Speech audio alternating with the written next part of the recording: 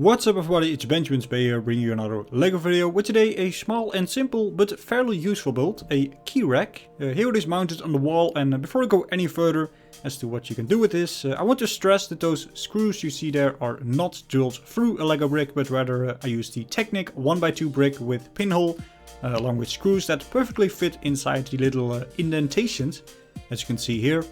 And all you need to do is twist the screws just a little to secure the build in place and have it held up by friction.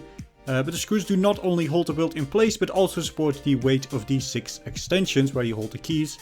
This is good because if you would only rely on the clutch power of the bricks, that would not be enough and the extensions would inevitably fall down. Now that we've got the construction out of the way, let's take a look at what you can actually do with it. Of course you can use it for keys and then add those little 2x2 plates with the hole to the keys to distinguish them in the LEGO way. But you can also add small tools. Here is a Braxel separator.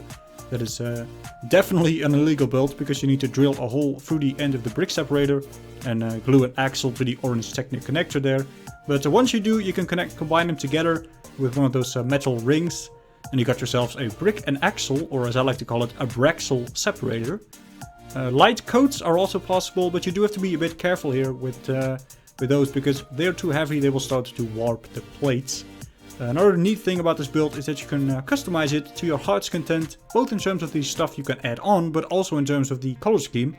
As long as you create something where the bricks with the pinholes are on the same distance from one another, you're good to go, and you can just constantly replace it with something new or add other stuff on top.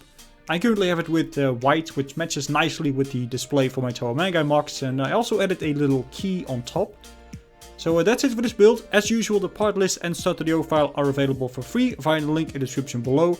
And the only other thing you would need are holes, plugs and some screws. I don't know the exact size that I used, but hopefully these photos will help. You can see the dimensions here in centimeters to give you an idea. For now, I want to thank you for watching, and I will see you next time when a new idea washes up on the shore of a golden beach.